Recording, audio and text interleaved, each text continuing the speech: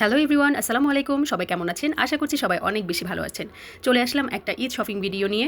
আমি জোয়া থেকে এবার ঈদের জন্য এই ড্রেসটা নিয়েছিলাম। জোয়া থেকে আমি প্রায়ই কেনাকাটা করি। জোয়ার কালেকশনগুলো আমার কাছে অনেক বেশি ভালো লাগে। এর আগেও কিন্তু আমি পহেলা বৈশাখে জোয়া থেকে ড্রেস কিনেছিলাম, আপনাদের সাথে শেয়ার করেছিলাম।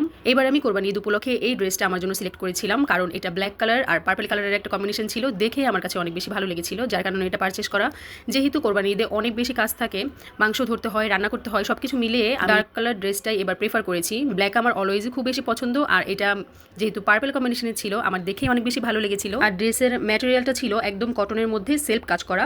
দেখতেই পাচ্ছেন কি সুন্দর কাটওয়ার্কে ডিজাইন করা ছিল, গলাতে একটা ইয়োগের মতো ডিজাইন করা ছিল। এটা কিন্তু আলাদা করে বসানো না, কাপড়ের মধ্যেই কাজটা করা ছিল, টার্সেল করা ছিল।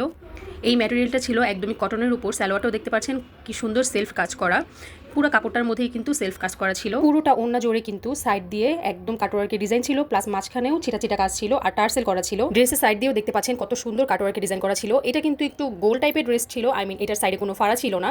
এটা আমি প্রথমে বুঝতে পারিনি, পরে যখন দেখেছি তখন বুঝতে পেরেছি। বাট আমার কাছে ড্রেসটা অনেক বেশি ভালো লেগেছে। আপনারা যারা কোয়ালিটিফুল ড্রেস কিনতে চান তারা অবশ্যই জোয়া লাইফস্টাইল পেজটা একবার ভিজিট করে আসবেন। আশা করি আপনাদের ভালো লাগবে। সবাই অনেক বেশি ভালো থাকবেন। আজকে তাহলে এ পর্যন্তই। আল্লাহ হাফেজ।